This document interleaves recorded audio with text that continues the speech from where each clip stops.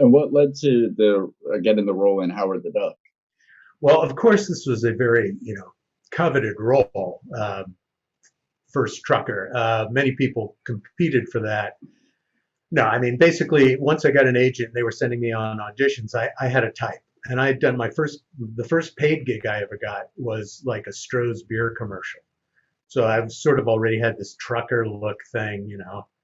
And agent called me. I did an audition, as does I think almost every actor in San Francisco auditioned for that. Among other, every film in San Francisco, every actor auditions for it because you know we're not in LA where you're getting 3 auditions a day. I mean, you show up to audition. Yeah. I guess the casting people liked me, and I looked like the right type, and so it really wasn't a big deal. They just said, "Yeah, you're cast. You got the part." And I was like, thrilled. It was great. I always find that so fascinating that we spend our whole lives at wanting to be an actor and acting, and then all of a sudden you find out sometimes you just got the right look. Like, I'm a model now. Yes, it's going on in the wrong business. That's exactly it. I mean, if you fit the vision of the director or the producer, it doesn't matter whether you can act or not or whatever it is. I mean, it's helpful if you can. But if you look like the guy they had in their head, you're in. Yeah, they'll make it work. Now, according to IMDb, which we know is ironclad. Oh yeah. Howard the Duck was your first film credit, but you like you said, you had actors in your family. Was this your first time on a true film big budget set, or no? No, it wasn't my first time on a big budget set. Like most actors, we start as extras, or we get to be second team, stand-ins, and I had done that stuff. So I'd been on sets before. This was the first time I had my own trailer, guys. I mean, this was, pretty cool stuff. So my name on the door, I had makeup people. I felt like an actor. So that was the first time for that experience. But I had been on sets before, and it's important, I think, as a young actor, for you to pay attention. You get these kinds of gigs, hang out with the grips, with the electricians, with the camera crew, find out what filmmaking's about. And the more you know about that shit, the better you are as an actor, because now when, like, what's the frame? How is it being lit? What's the action? Where's the, various elements of filmmaking, a lot different than stage. So I'd sort of, hung out, studied it a little, and then Howard the Duck came along, and man, we were jazzed. Awesome. Yeah, that's great to say about knowing everything, all of the different aspects. Because we were talking to William Clark for Django Unchained, the AD, and he brought up Leonardo DiCaprio and why he's so good at what he does. Because like before that shot where they punch in on him and he has the cigarette, and he gives us the camera a smile, breaks the fourth wall. It's like he knew that he needed to have the cigarette held up right here. Like he understood the blocking and what the cinematographer was going for. It really, I mean, the more you know, the better. Even that's not even a segue. I agree with both of you guys. You've heard me talk about this before, to where I say, being an actor, while I love doing that, is not enough in the life that we live. Like you say, if you know how to do sound, if you know about writing, it's like you're on a golf course. You're not taking one club. The more clubs you have, the more successful you'll be. You learn the lingo. And like I say, so I think that's very good advice. We always try to give advice back to our fans and our film students who look up to us for the things that we have to give to them. So thank you for that information. So question, how long were you on set for? Because you had this trailer. I know you didn't leave until the last moment. So, I mean, hey. Well, on Howard the Duck, I was there for a little over 3 weeks. Oh, wow. It was a long shoot. And, so it was exciting because this was a George Lucas production. There were going to be midgets in rubber suits. It was a Marvel comic franchise. The first one. Yeah. Yes, it was. Yes, David, it was. Thank you for recognizing that. And so I mean, we were all thinking, when this is a hit, we will have an open career path. So it was pretty exciting. 3 weeks, 3+ weeks. Awesome. Now, is there, when like we read about the movie, you see a lot of commentary videos about it. there's always stories about how it was like a troubled production, or there's different stories. Did you experience anything like that when during your time there, or like Well, any inclination that it would be damned? well, it's a funny thing. These kind of big budget sets, there's a lot of support. There isn't you don't get to dissent from the director, writer, producer's viewpoint.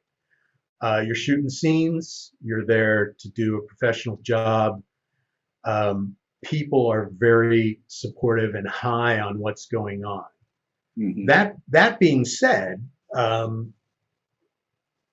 working with Willard and Gloria, these guys, this was sort of a vanity project for them because I think they had written one of the Indiana Jones, Mm-hmm.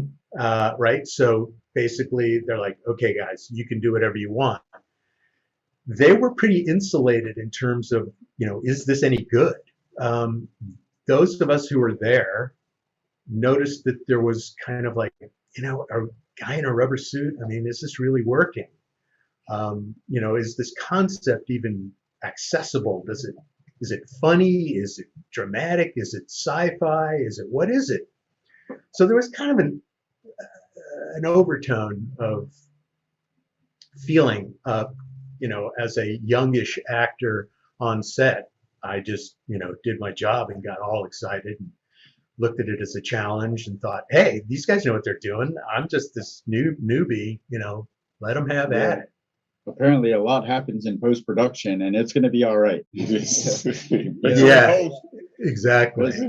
Yeah, I totally get that when you're in the thick of a project, and it's something that, and like the last guest we talked to said, nobody sets out to make a bad movie. And and it's and then when you're working on something, and there is kind of like this collective high that everybody gets into, and it's necessary to get a movie done, to be on that kind of high that the whole cast and crew gets swept into. I don't think movies would get completed if people weren't swept into that energy.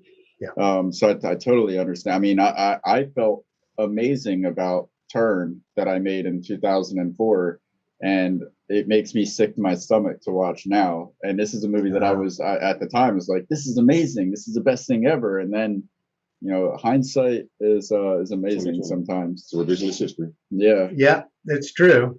Do you have a favorite memory from the production? Well, I mean, it was really an amazing experience for me, in the sense of, they built this set, this cafe, and they built it on a gimbal so that they could tilt it. And all of the stuff in the set would rush to one wall, because when the Dark Overlord guy was doing his thing, I'd never been on anything like that before. So, and it was also the first time, and maybe the only time, I don't remember, that I got called upon to do stunt work. So this is an interesting deal because, I don't know if you guys work with stunt performers a lot, or if you have that kind of experience. But so I come on the set, and Everett Creech, who's this old stunt coordinator who's like from westerns and stuff like that, he comes up and he throws his arm around me. He's like, "Kid, we're gonna have you do some stunt work here. Are you up for that?" And I was like, "Yeah, sure." You don't say no. You're like, "Yeah, give it to me. I want stunt work." And so they started to outfit me for these stunts that I was going to have to do. And as I'm doing that, he throws me in with the stunt crew, right? So all these old grizzled stunt performers and coordinators and stuff like that. And while you're waiting with these guys, they're like, "Hey, you want to play liar's poker?" I was like, "Sure, what's that?" And they're like, "Oh, great. You have any single dollar bills on you?" I was like, "Sure, I got a few in my pocket here." So they're teaching me how to play liar's poker, and I keep losing. I'm like, what? How the fuck?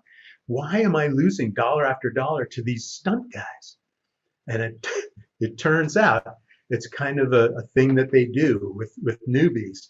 They bring dollars that already have a lot of winning numbers, So they know they have stacked the odds, and they're just waiting for some chump like me to come along and to take me for every single dollar bill I have. That's really a great memory for me, was being initiated by these guys.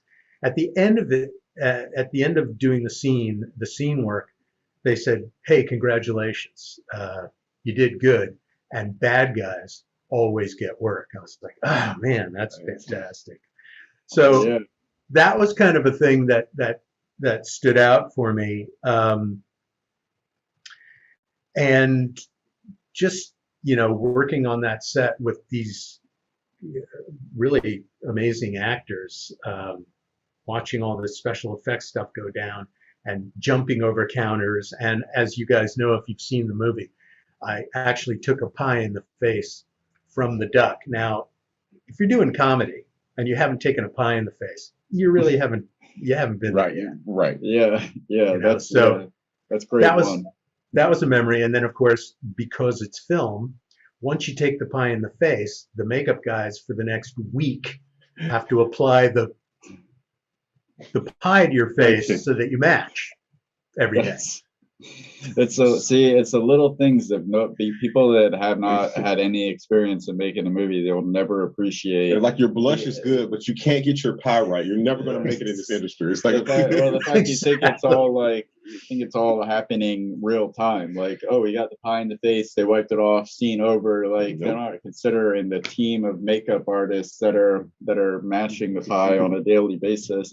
Let me ask you this, because we asked a few of our guests this here. With all of the recycling of the old ideas and intellectual properties, do you think Howard the Duck should get a remake treatment? And if so, what would you do different if there was a remake to it? That my honest answer is no. I don't think they should remake Howard the Duck. There you go. Yeah, I hate remakes. Thank you. Yes. Yeah, it's just like, why reinvent the square wheel? It didn't work. There's a reason it didn't work. And I think we've moved along technologically where you could make that film, but I don't really see the impetus. So no, sorry guys, nope, I wouldn't do it. I think I'd rather see Gizmo Duck first before I see another Howard the Duck. I agree that. I mean, it's and as much hate and flack as the original gets, it has lived on now to become something that's cherished by people that grew up with it, and then they're showing it to their kids and they're appreciating it for what it is. And there are bad movies out there, sure, but this one, at least it entertains you and you can tell that there's some heart in it. I call it a time capsule film. If you shot off a time capsule, you'd have to put Howard the Duck in there. Yeah. Okay. I would. Yeah. I'd say the only film, not the only film, but one of them. Yeah. That is the only film where I got asked for my autograph by teenage kids. That's pretty cool. And you got a trailer. Come on, man. I'm telling you, man. TTFT.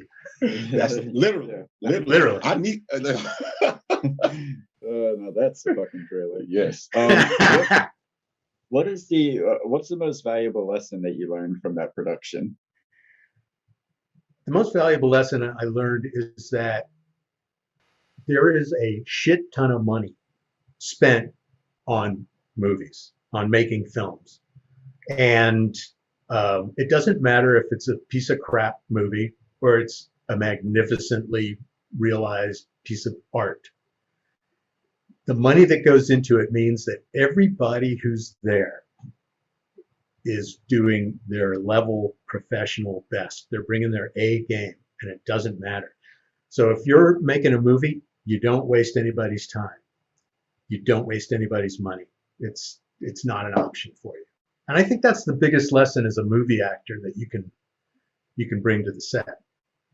I think that's something most aspiring filmmakers need to hear, because they think they see their favorite stars and they think they're just living this life of fun and that it's like the fun job to have. And sure, it's fun if it's what you love to do, but it is serious work that should be taken seriously. Especially with people's time. They say time is the only thing we never get back. So, I mean, truly never get back. Mm-hmm. No, I said it wrong. No amount of money ever bought a second of time. You cannot cheat Father Crime Time. And there you go. Is there anything else you'd like to share about Howard the Duck, the film? Anything at all that you think fans of the film may want to know or they never knew? Anything obscure? Anything like that? Well, Yeah, in the cafe scene, and by the way, the mantle clock may go off, so don't be surprised. Okay. For whom the clock bell tolls, it might toll for thee. There you The go. the cafe scene that I was in was actually a Cajun sushi restaurant, and somewhere in my archives, in a plastic box somewhere, I still have the menu from the Howard the Duck Cajun Sushi place. It's an obscure little trivia fact, but if you look carefully in that scene, you will see somehow an identification that it's Cajun sushi, which is actually kind of pretty ahead of its time if you think about it. Yeah. It is fusion Yeah, restaurant. Fusion, exactly. I like that.